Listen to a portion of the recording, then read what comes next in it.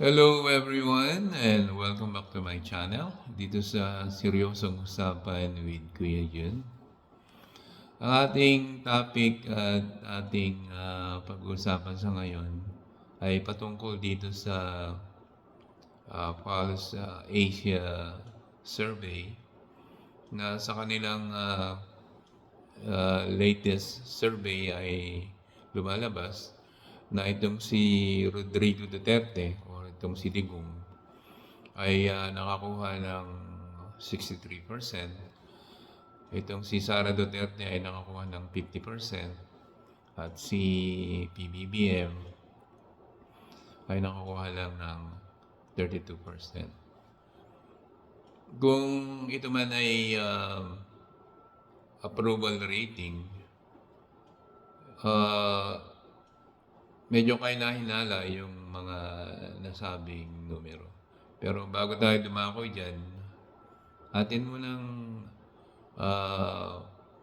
alamin or ating bigyan ng katanungan kung paano ba isinagawa ang nasabing survey. So, meron lang tayong katanungan at doon natin hihimayin kung gaano ba katotoo itong sinasabing Pulse Asia Survey. Ilan ba yung respondent sa nasabing survey? Respondent, ibig sabihin, ilan ba yung mga taong tinanong nila?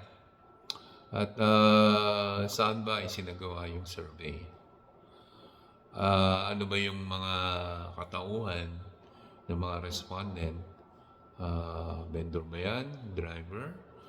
Teachers? Students? Magsasaka? Mangingisda? Construction worker? O mga manggagawa? Yun ba ay mga ilan sa kanilang respondent? At isa pa,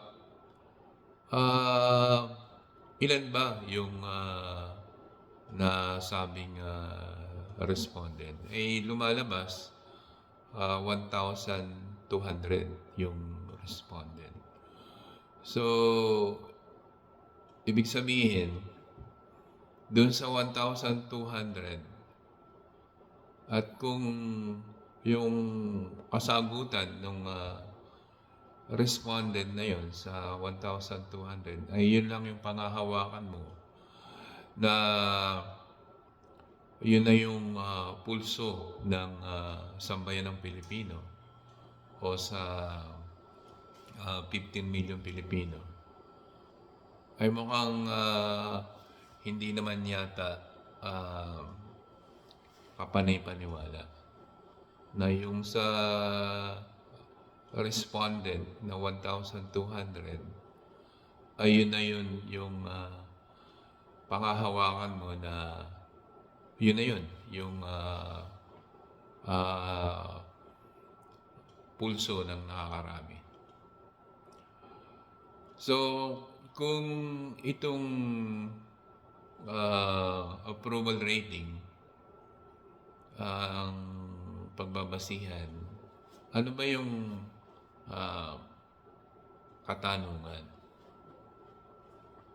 At saan ba ginanap yung survey? Kasi 1,200.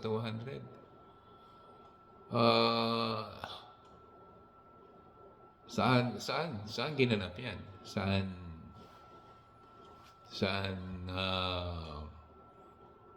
probinsya or saang siyudad parte ng Pilipinas? Kasi parang yan na yung pinangahawakan kasi ng iba na yun yung survey ng Pulse Asia. Kumbaga, yun na yung magiging basehan nila na yun na nga, palibhasa mababa yung nakuhang rating ni PBBM ay yun na yun ang pagbabasihan nila ng mga iba nating kababayan. At isa pa, yun na yung pinagbabasihan ng mga matatalinong political analyst ko. No? Kasi kung matalino sila, bakit sila parang kontento na dun sa result ng survey na yan. So, ang akala ko matatalino yung mga political analyst na yan. Kung yan ang pagbabasihan nila at yan ang pinapaniwalaan nila, medyo diskwalihado sila kung gano'n. At isa pa, ang katakataka dito, paano nila isinagawa or paano yung mga katanungan. Kung approval rating yan, ang katanungan ba ikaw ba ay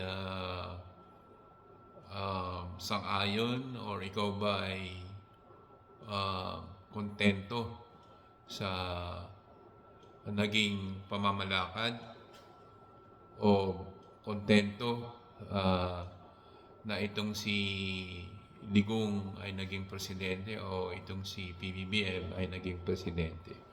So kung yun ang mga naging katanungan, kasi sinasabi nga yung approval rating So kung yun man ang katanungan, merong pagdududa. Kasi kung sinasabi mong approval rating at ang ibig sabihin nun ay paano pinatakbo ng isang presidente or paano pinatakbo ni Digong o ni PBBM ang Pilipinas nung let's say yung si Digong, paano pinatakbo ni Digong ang Pilipinas nung siya ay umupong presidente. Kung yun ang katanungan at lumabas na 63% yung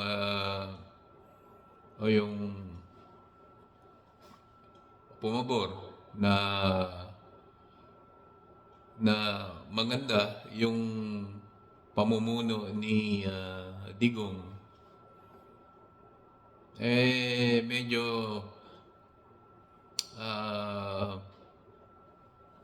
hindi tayo sangayon dyan. Kasi nga, paano masasabing maganda ang pamumuno ng isang dating presidente kung ang dating presidente sa ngayon ay nandun sa dahig at nakakulong sa kadahilanan na nung panahon na siya ang presidente ay marami siyang nagawang kabulastugan. So isa na yun. Isa na yung punto na kung ang pagbabasihan ay approval rating ng isang presidente, di ba? So bakit nakakuha ng 63% approval rating si Digong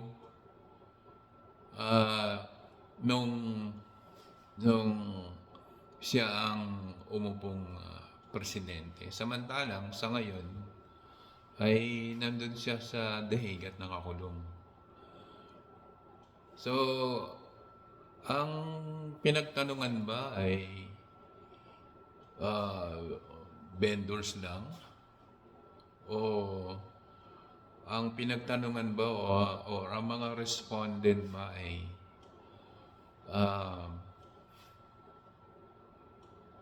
ganun yung sagot na mas maganda ang pamamalakad ni Digong na sa kabila nun ay maraming namatay at maraming naipapatay.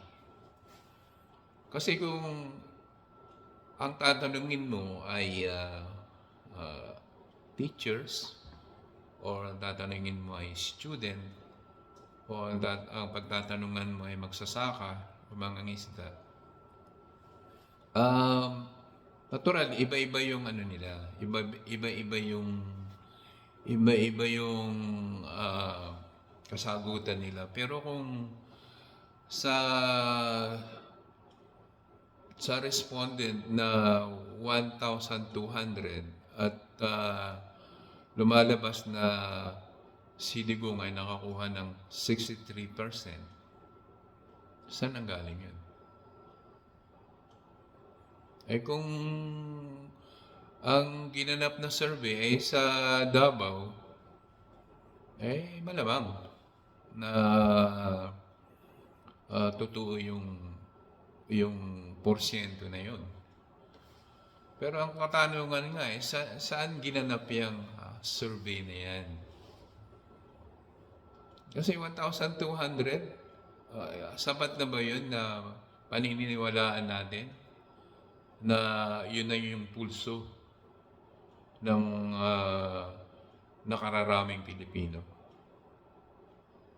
Naman, ay siguro yung isa pa nga yan eh, yung survey na yan, yan ay nagbibigay ng negative o parang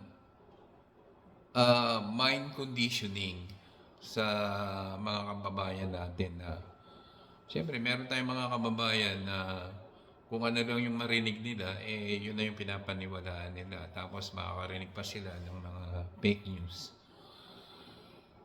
So itong survey na to, eh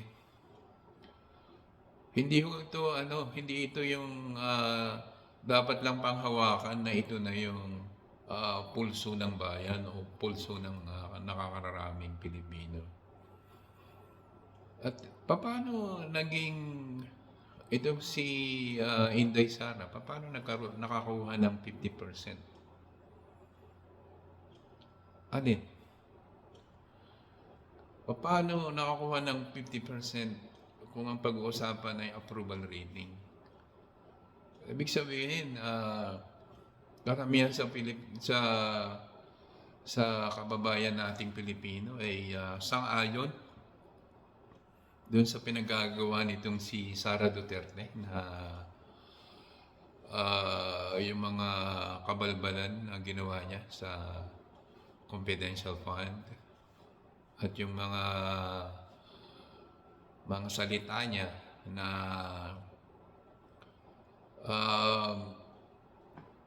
hindi karapat-dapat na marinig.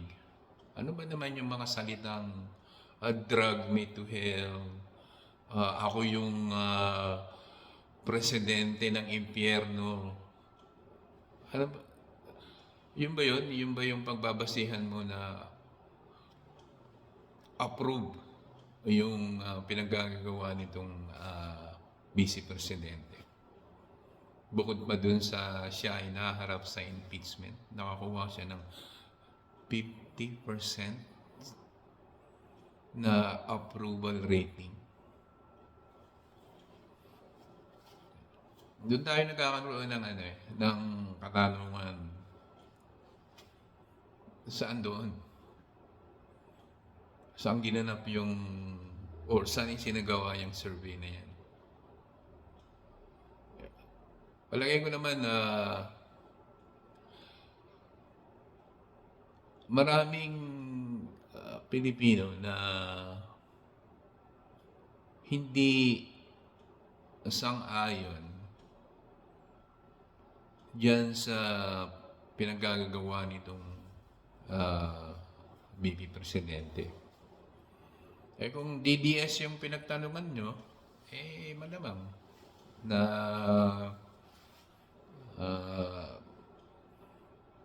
hindi ka duda-duda yung porsyento na nakuha niya. Ang nakakalungkot isipin kasi kung sino yung presidente or yung kasalukuyang presidente natin na si PBBM na ginagawa niya ang lahat para sa ikakabuti ng bansang Pilipinas para sa ikakaunlad ng bayan, ay siya pa yung mababa ang approval rating. Yun yung ano yun yung parte na hindi ka panipaniwala o nakakapagtaka na sa kabila ng kasipagan ng ating Pangulo na si PBBM ay yun yung approval rating niya. At kung yun ang lumalabas na approval rating ng ating mahal na Pangulo, maraming ngayon na tumutuligsa sa kanya. At yun na nga pinaghahawakan nila na mababa yung nakuhang rating ng approval rating na ating Pangulo. At isa na dyan, itong si Ted Filon na akala mo ay napakagaling at napakatalino. Di mo nga pakinggan itong kayabangan ni Ted Filon.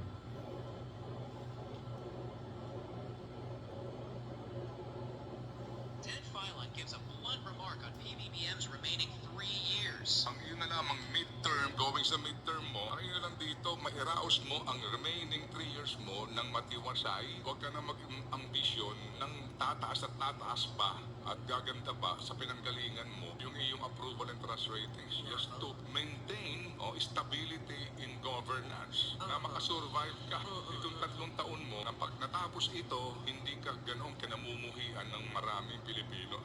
I mean, to be more pragmatic about this, Okay, para sabihin ko sa iyo, Ted Filon, hindi kinamumuhian ng Pilipino si PBBM. Datapwat, maraming nagmamahal sa kanya. At isa na ako doon. Ngayon, ikaw, kung sa tingin mo maraming na namumuhi o kinamumuhian ang ating Pangulo na si PBBM, nagkakamali ka. Anong pinangahawakan mo na kinamumuhian si PBM ng Pilipino? Marahil isa ka na kinamumuhian mo siya kasi Duterte ka naman noon pa di ba? Bias ka na reporter. Kasi nga nung una pa man tinawag mo na si PBBM na puting. Na kawalan mo ng respeto at kabastusan mo. Nakakala mo ba isa kang napakagaling, isa kang maayos. Kung inaakala mo maayos yung tao, bakit ka sinibak doon sa ABS-CBN noon? Kaya wag kang mag-astang magaling o wag kang mag-astang matalino. Tsaka isa pa, kung magbibigay ka ng advice, bigyan mo naman ng konting respeto. Bastos ka Ted Filon. Kaya gusto ko lang iparating nyo kay Ted Filon na bastos siya dito sa ganyang ginawa. Akala mo kung sinong nag-a-advise. Akala mo ang kausap mo ay isang batang walang muwang. Tapos ang pinagbabasihan mo yung survey. Hindi yan ang tinitignan ng Pangulo. Ang Pangulo na si PBBM, ang tinitignan niya ay ang ikakaunlad ng bayan. Ang tinitignan niya ay ang matulungan ang nangangailangan ng tulong at may hangat ang buhay ng ating mga kababayan na nasa kahirapan.